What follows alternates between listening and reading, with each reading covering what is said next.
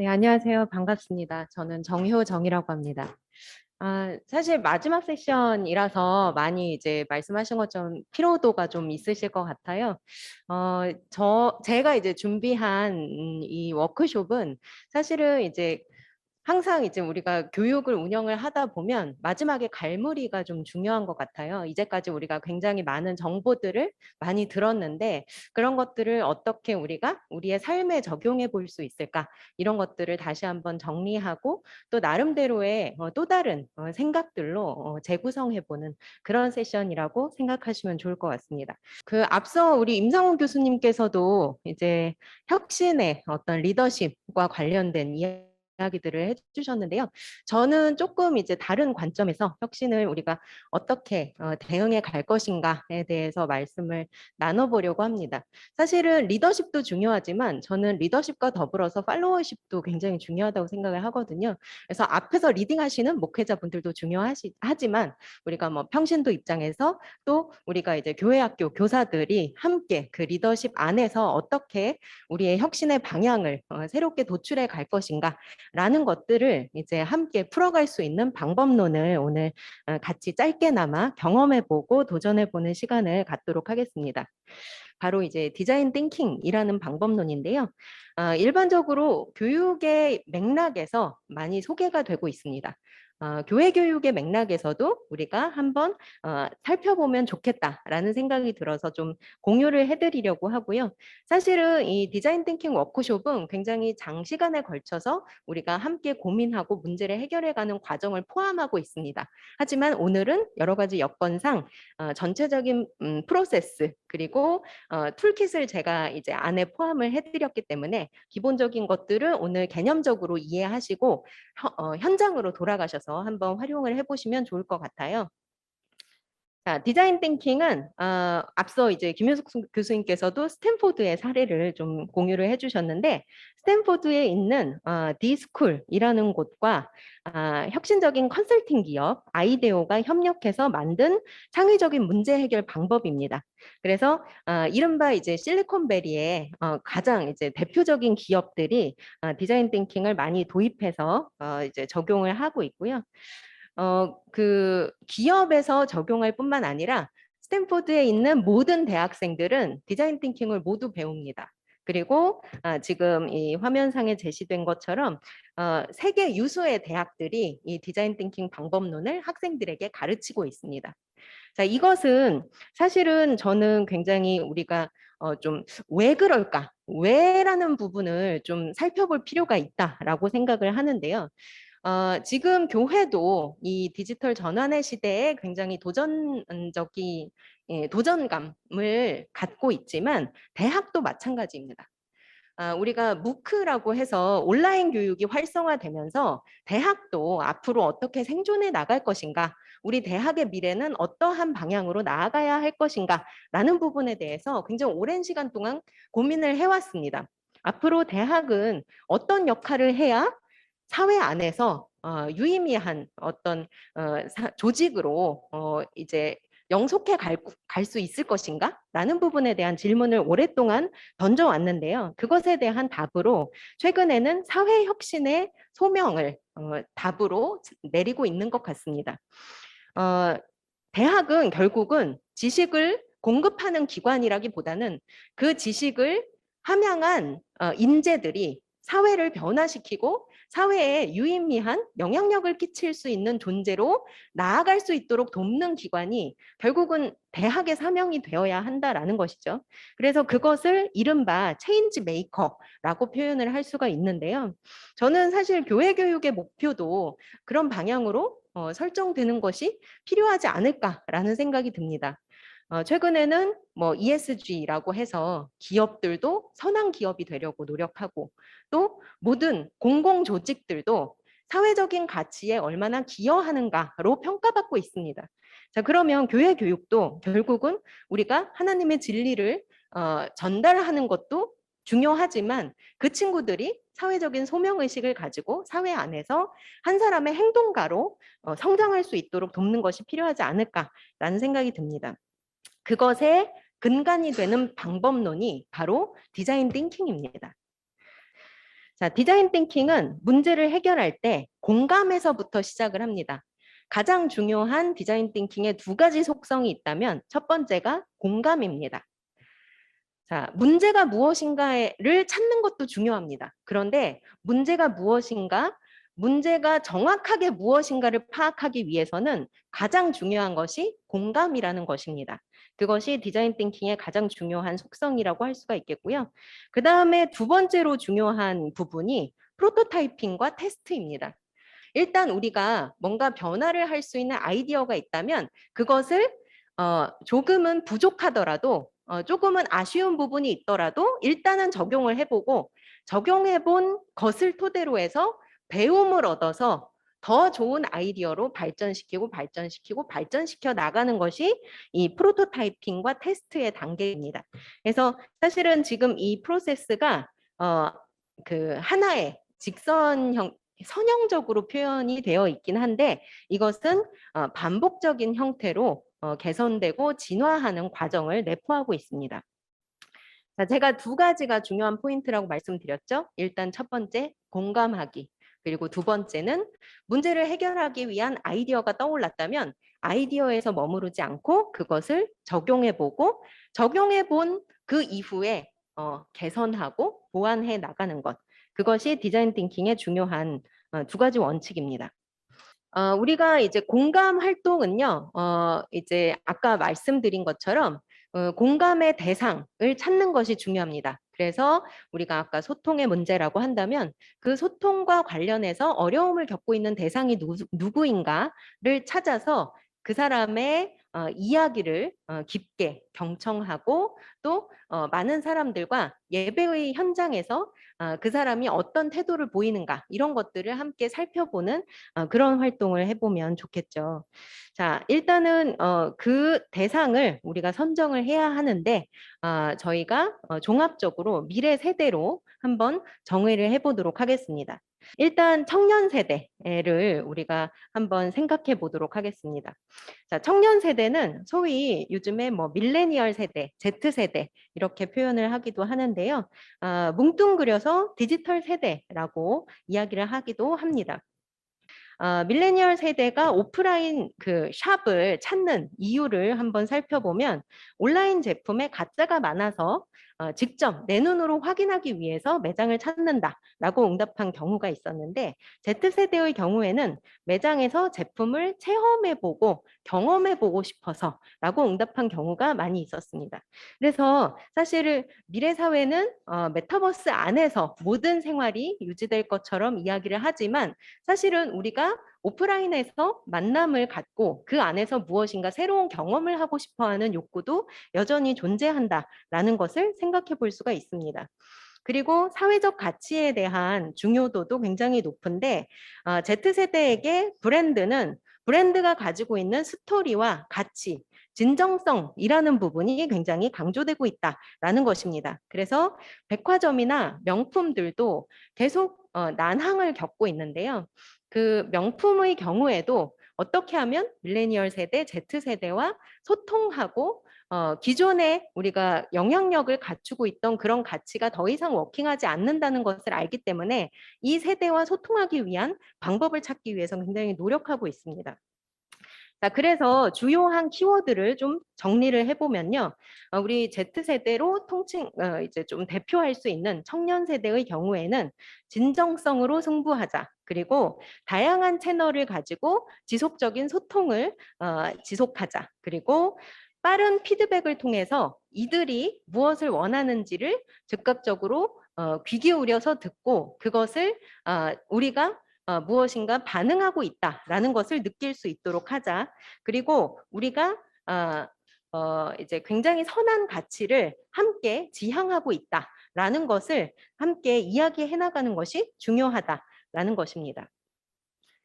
자, 그리고 우리가 함께 고민해야 할 미래 세대에는 소외계층이 또 있습니다. 우리가 디지털 전환의 시대에서 항상 조금 더 관심을 가져야 하는 세대라고 볼 수가 있겠는데요.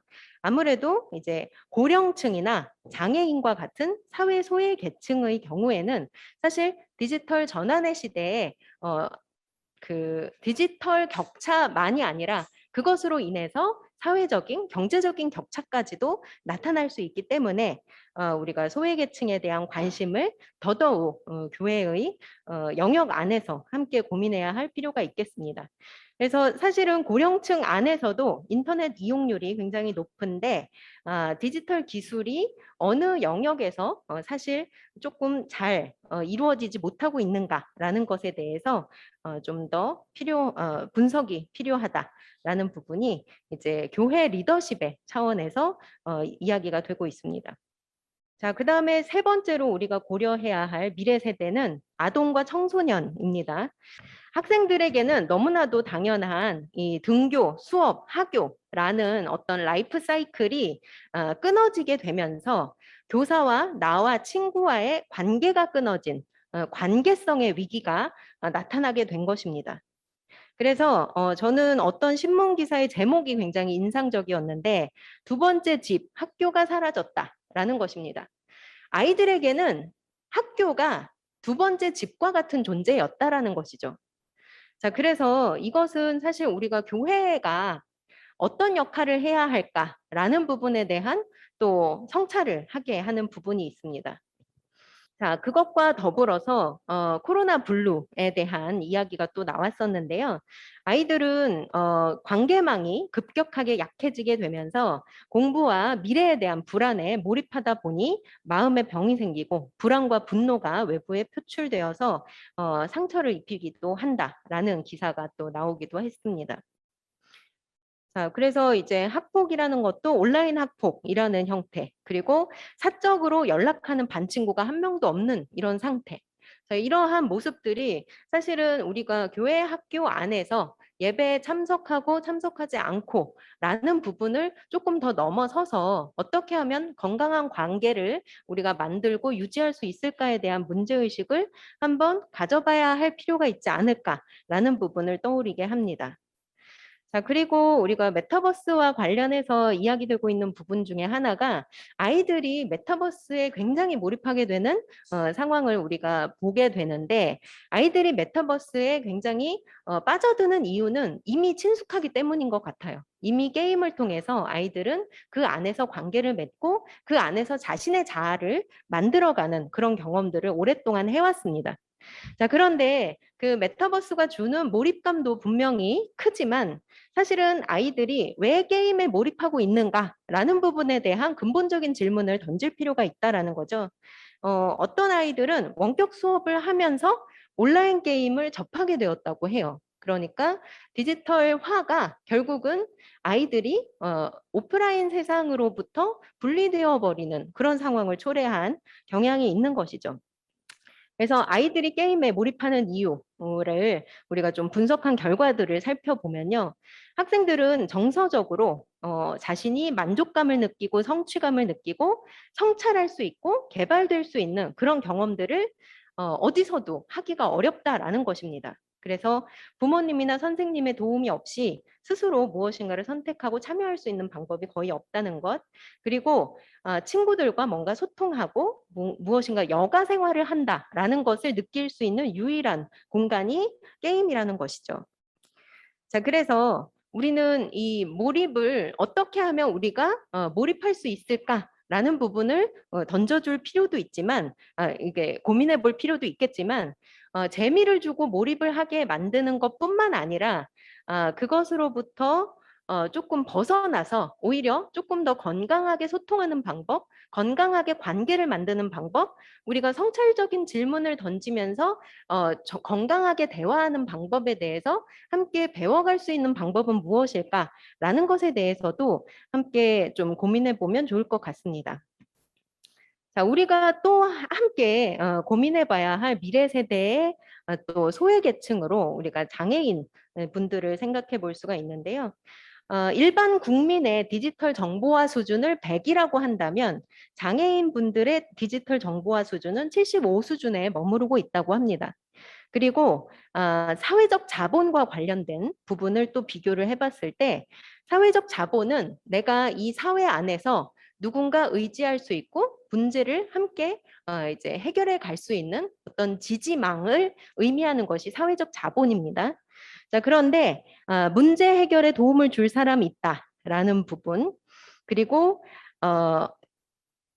그 중요한 결정에 조언을 구할 사람이 있다라는 질문, 이런 것들에 대해서 일반인에 비해서 장애인분들은 상당히 그 상대적으로 수치가 낮은 것을 우리가 확인을 할 수가 있습니다.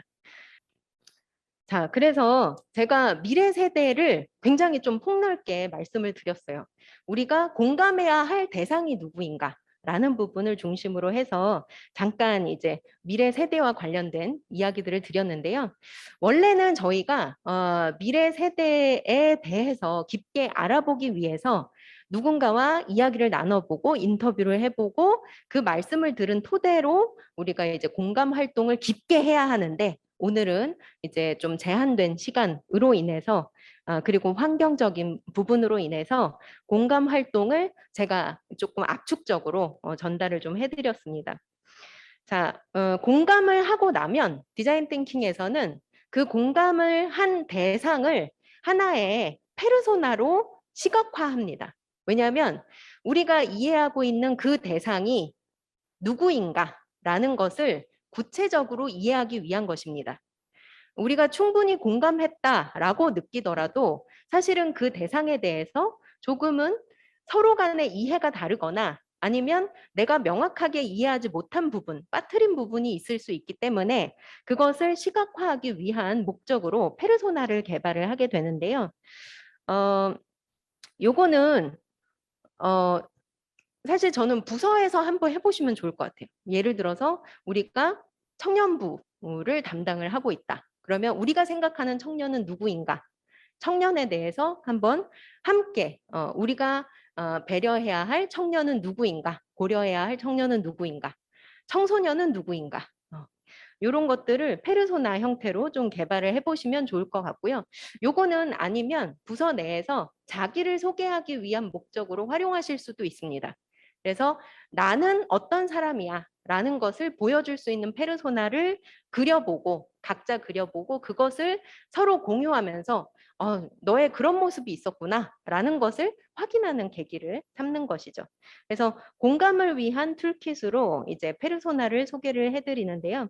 요거는 제가 지난번에 우리 학교에서 전도사님들하고 같이 작업을 해봤던 페르소나의 예시입니다. 그때도 굉장히 시간이 짧았기 때문에 이 페르소나가 굉장히 깊게 이제 그 좀 도출이 되지는 못했습니다만은 참고하실 수 있도록 좀 첨부를 해드렸어요.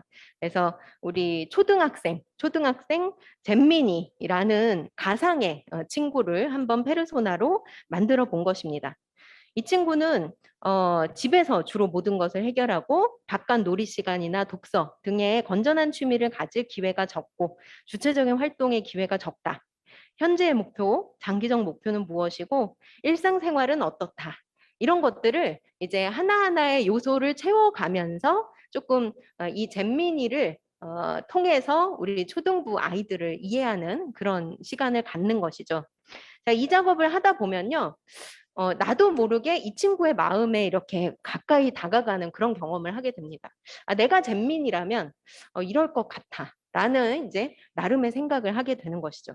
그래서 이런 개발을 하게 되면 그것에 대한 깨달음으로 학교가 주 공동체인 초등학생이 학교를 가지 않게 되면서 많은 문제가 발생한다는 것을 깨닫게 되었다. 그다음에 부모님이 맞벌이인 상황에서 수많은 미디어에 노출될 확률이 높구나라는 것을 체감할 수 있었다라는 것이죠. 저희가 또 이제 권사님도 한번 페르소나로 만들어 봤어요.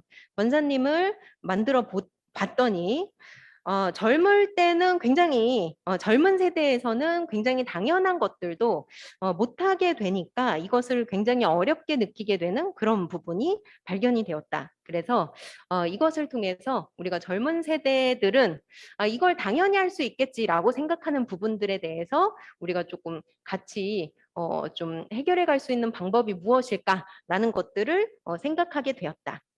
자, 그래서 디자인 띵킹이라는 방법을 먼저 여러분들께 소개를 해드릴 때 중요하게 말씀드렸던 키워드가 공감이었죠. 이 공감 과정을 충분하게 하시면 우리가 기존에는 보지 못했던 것을 보게 됩니다. 그리고 기존에 보았던 것을 조금 다른 관점에서 접근할 수 있게 되는 계기가 되기 때문에 요거를 한번 꼭 이 부서 내에서 아니면 이제 교회 안에서 섬겨야 될 분들을 대상으로 해서 페르소나를 한번 만들어 보시면 좋을 것 같아요. 자, 그 다음 단계는 우리가 공감 단계는 사실은 그 공감을 통해서 얻게 된 인사이트를 토대로 해서 어떤 문제를 해결할 것인가에 대한 질문을 던지는 것으로 귀결이 됩니다. 그리고 그 질문은 아이디어를 도출하기 위한 촉진제 역할을 하게 되는데요. 어떻게 하면 무엇 할 수 있을까? 라는 형태로 문제를 설정하게 됩니다. 우리가 무엇이 문제이다라고 마침표를 끊는 순간 그냥 문제로 끝나버려요. 그런데 어떻게 하면 무엇을 할 수 있을까라는 질문을 던지게 되면 이것은 생각보다 실행력을 갖추게 됩니다. 그래서 질문을 던지는 것이 굉장히 중요하고요. 디자인 띵킹에서는 How might we?라는 문법으로 이 질문을 표현합니다. HMW 형태로 문제를 정의하게 되는데요. 자, 예를 들면 어떻게 하면 잼민이, 아까 소개해드렸던 잼민이가 온라인으로 이루어지고 있는 교회 생활에서 재미를 느낄 수 있을까? 라는 것을 질문으로 던져볼 수도 있겠고요. 우리 권사님, 정순자 씨가 정순자 권사님이 온라인으로 예배를 잘 참여하실 수 있도록 도우려면 어떻게 해야 할까? 이런 형태로 이제 문제를 새롭게 던지는 것이죠. 자, 그 던지는 질문에 대해서 우리는 브레인스토밍이라는 방식으로 문제에 대한 답을 찾아갈 수가 있을 텐데요.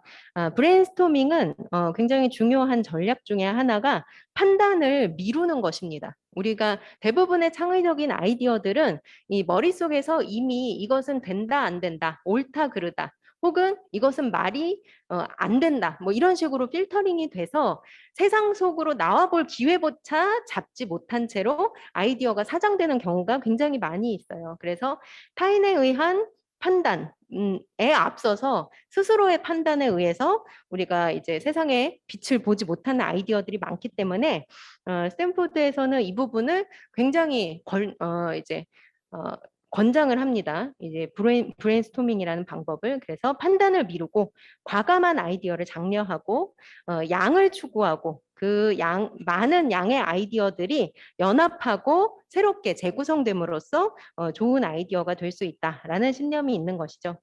그래서 사실은 우리가 이제 여러 가지 아이디어들을 도출해 볼 수 있을 텐데요.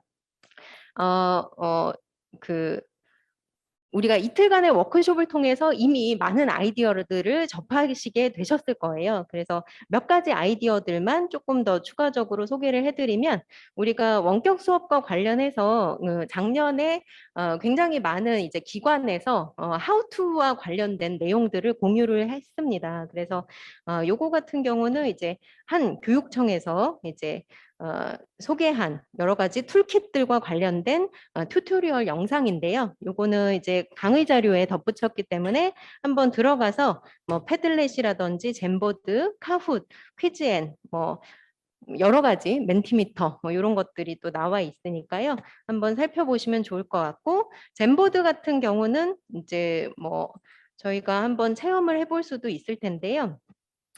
자, 제가 요거는 이미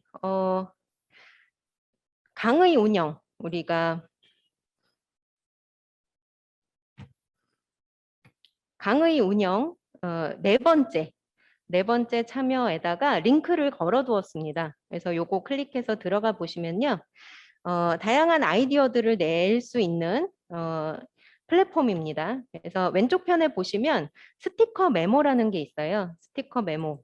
요거를 클릭하시면 포스트잇처럼 내 아이디어를 덧붙일 수 있는 메모창이 나옵니다. 그래서 다양한 아이디어들 우리 워크숍을 통해서 얻으셨기를 바라고요. 요거를 아이디어를 일단은 공유한 이후에는 무엇을 실행해 가면 좋을까라는 것을 의사결정하기 위한 툴이 필요합니다. 그래서 그 과정에서 이런 매트릭스를 활용할 수 있는데요. 현실 가능성, 기대 효과를 중심으로 해서 아이디어들을 재배치합니다. 그래서 예를 들면 이런 거죠. 뭐 요거는 사실 아까 잼미니 이 이슈와 관련된 해결책들인데요. 뭐 성경인물 분장을 하고 설교 클립을 업로드 해보자. 그러면 아이들이 좀 재미있어 하지 않을까. 그다음에 유튜브 설교 중에 우리 소크라티브나 클래스 카드와 같은 그런 퀴즈 툴을 통해서 우리가 아이들이 참여할 수 있도록 기회를 주는 것은 어떨까? 이런 것들에 대한 아이디어들이 나왔는데 현실 가능성, 기대 효과 측면에서 가장 높은 점수를 거두어서 이것을 실행해 보기로 의사결정을 했습니다. 자, 그래서 이제 디자인 띵킹의 마지막 단계는 프로토타입을 개발하고 그것을 테스트하는 단계입니다. 원래 이제 프로토타입은요, 이렇게 엉성한 모습이에요. 엉성하더라도 지금 요 화면에 보이는 요거는요, 그냥 매직과 빨래 집게 그리고 주변에 있는 물건 이런 것들을 연합해서 만든 프로토타입인데 이 프로토타입은 사실 치과의 의료기기를 이제 프로토타입으로 만든 거예요. 그래서 이런 느낌으로 만들 거야라는 것을 조금 이제 간략하게 만들어 본 것이죠. 그래서 아까 말씀드린 것처럼 무엇이든 한번 약소하게나마 실행에 옮겨보자라는 정신이 중요하다라는 것이고요. 그다음에 마지막 단계가 이제 테스트입니다. 테스트는 내가 생각했던 아이디어가 맞구나라는 것을 확인하는 기회가 되기도 하지만 그렇지 않구나라는 것을 배우게 되는 기회가 되기도 합니다.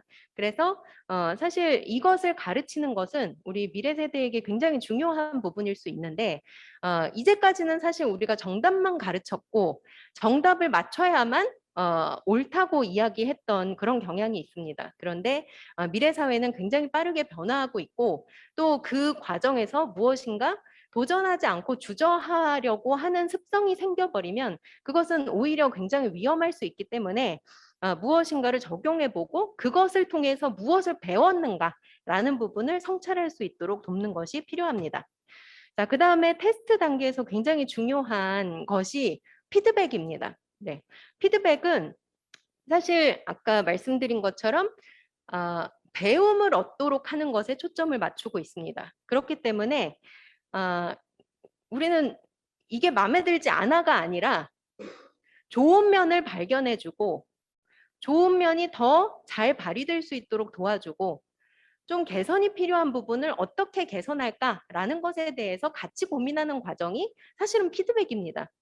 자, 그런데 우리의 한국적인 정서상 피드백이 건강하게 잘 이루어지지 않는 경험들을 많이 하게 됩니다. 그래서 피드백을 일단은 좋아하지 않아요. 자, 그래서 제안드리고 싶은 피드백에 세 가지 요소가 있는데요. I like, 무조건 I like 먼저 해야 돼요. 이 부분은 굉장히 좋은 것 같다. 이 부분 너무 훌륭하다. 자, 그래서 이 부분을 더 좋게 가져왔으면 좋겠다라는 부분. I wish. 이 부분이 조금 아쉽게 느껴진다. 혹은 우려된다. 대부분 여기서 끝나요. What if? 이 부분을 이렇게 살려보면 어떨까요? 아이디어를 추가하는 거죠. 이러면 같이 성장할 수 있는 구조가 되는데 대부분은 I wish만 얘기하니까 우리가 피드백을 통해서 상처를 받거나 이제 배움이 나타나지 않는 저항이 나타나 버리는 그런 상황으로 귀결이 돼 버립니다. 그래서 이 세 가지만 기억을 하셔도 좋을 것 같아요. I like, I wish, what if. 자, 워크숍 저희가 이 정도로 이제 정리를 해보려고 하는데요. 이번 워크숍을 통해서 여러분들께서는 어떤 것들을 기억에 남게 되셨는지 팩트, 필링, 파인딩, 액션 플랜 요 네 가지를 한번 성찰해 보시면 좋을 것 같아요. 요거는 사실 여러분들께서 뭐 이제 수련회나 워크숍을 진행하실 때도 이 네 가지를 한번 생각해 보고 나누는 시간을 갖는 것을 해보시면 사실 우리가 같이 학습을 해나가는 과정에서 이 과정이 생략되어 버리면 우리에게 얻은 것이 무엇인가, 우리에게 남겨진 것이 무엇인가에 대한 정리가 되지 않은 채로 끝나버리게 됩니다. 그래서 이 네 가지, 3F와 A를 나누는 것을 좀 제안을 드리고 싶어요. 저는 이제 디자인 띵킹을 거의 4차 산업혁명과 동시에 시작을 한 것 같아요. 그래서 한 5년 이상의 시간을 디자인 띵킹과 함께 했는데 제가 교육 현장에서 경험한 것은 결국은 학생들이 내가 세상에 뭔가 기여할 수 있구나라는 것을 체감하게 됩니다. 그리고 이 과정을 통해서 무엇인가 문제를 성공적으로 해결해 본 경험이 앞으로의 자신에 대한 믿음과 세상에 한 사람으로서 기여하고 싶다라는 마음으로 남겨지게 됩니다. 그래서 앞으로 우리가 교회 교육의 맥락에서 디자인 띵킹을 연결해 보시는 것도 좋을 것 같고요. 그리고 디자인 띵킹을 기반으로 해서 디지털 전환의 방향에 대해서 좀 논의해 보시는 그런 시도도 한번 해보시면 좋을 것 같습니다. 네.